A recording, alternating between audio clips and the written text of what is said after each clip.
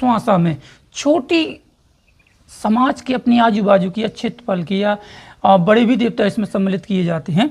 जितने के आप नाम ले लो वो देवता आपकी सुमरनी विद्या या सुमरनी उसमें आ जाते हैं। और ये मैंने कहा ना, एक छोटी सी इकाई ये आपको परेशान कर रही है, मान लीजिए कहीं पे भी, तो यहाँ जो तुम सुमर रहे हो इतने सारे देवी देवता, उसमें कई छोटे भी हैं, कई बड़े भी हैं, कई स्मॉल भी हैं, या कई उसमें और बड़े बड़े भी हैं।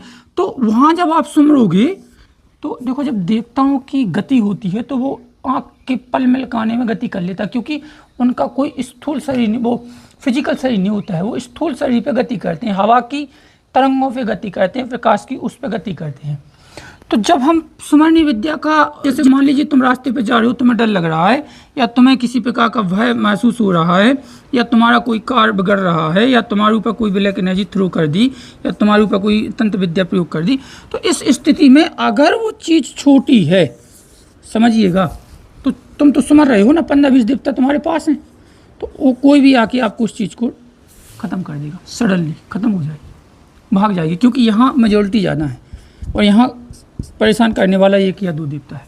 ये होती है सुमरनी विद्या और ये कारगर है और चलती है। ज़्यादातर ग्रामीण क्षेत्रों में जो ज़्यादातर ओझा, पीर, हकीम या जे भी होते हैं, जो झाड़ने पीड़ने वाले होते हैं, ये इस विद्या को भली भांति जानते हैं और इस विद्या से ही कार्य करते हैं।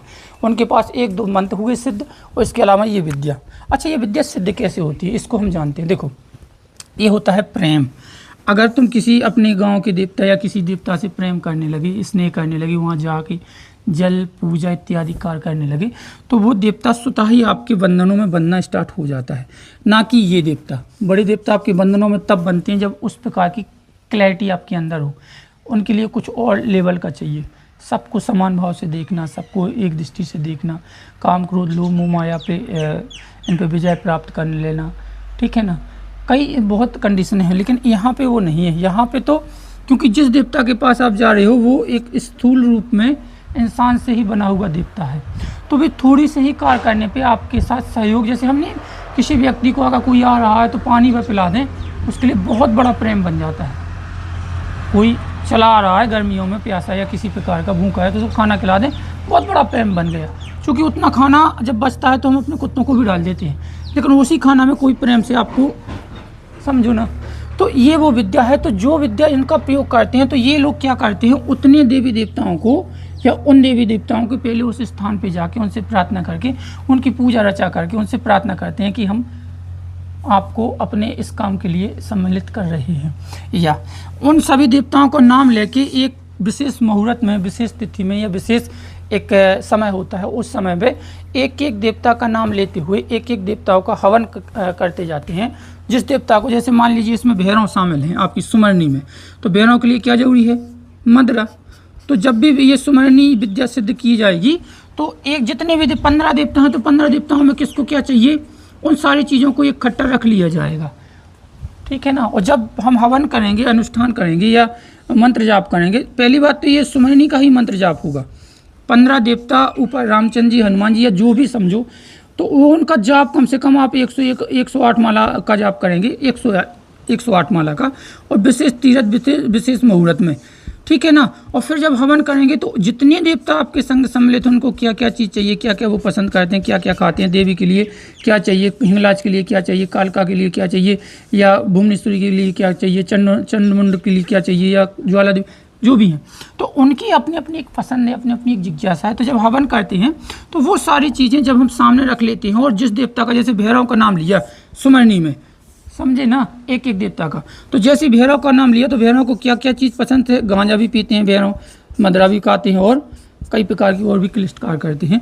तो जिस प्रकार का भैरव है, 52 भैरव होते हैं, 52 भैरव में तुम किसको यूज कर रहे हो, वो क्या खाता पीता है, तो उसकी चीज़ उसके साथ जब भी आप नाम लेंगे तो हवन में देते जाएंगे।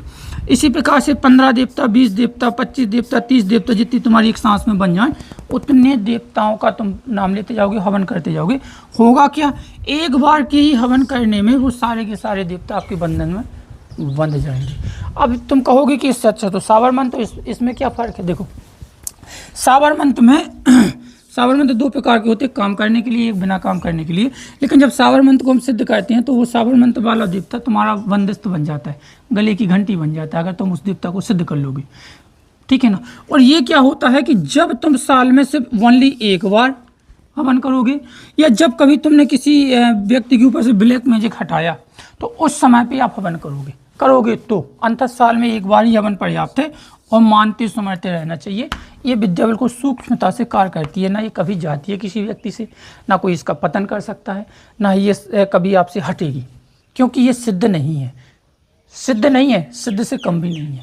तो आई थिंक आपको समझ में आया होगा कि एक सुमरणी विद्या होती है, हम आप सबके पास है, ऐसा कोई व्यक्ति भी नहीं है जो इस विद्या का प्रयोग ना करता हो, लेकिन जानता नहीं।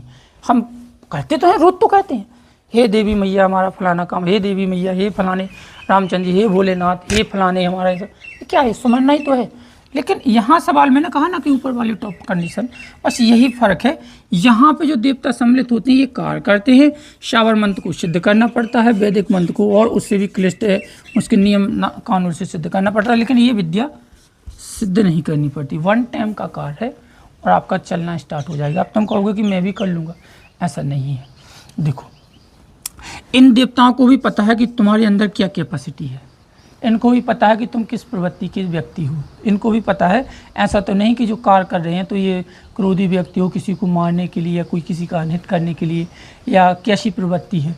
अब यहाँ समझ लीजिए कि सन्यासी बाबा को आपने सुमरा, उसी के साथ सिद्ध बाबा को भी सुमर लिया, उसी के साथ ब्रह्मदेवता को भी ब्रह्मप्रीत को भी सुमर लिया, ब्याना को भी सुमर लिया, समझो ना।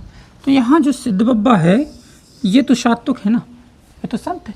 अब यहाँ तुम सुमर रहे हो ब्रह्मप्रीत को भी, तो ये तो असात्विक है, क्योंकि इसको तो चाहिए अलग से चीज़, खाने पीने वाली बात, मदर टाइप का कुछ ऐसा। तो यहाँ पे ये भी देखा जाता है कि जो हम सुमरनी विद्या में जिन को बैठा रहे हैं या सुमर रहे हैं, एक दूसरे में विपरीत तो नहीं है, ये भी चीज़ें देखी जाती हैं। तो सुमरनी विद्या शुरू से चल, तुम भी बना सकते हो, तुम भी बना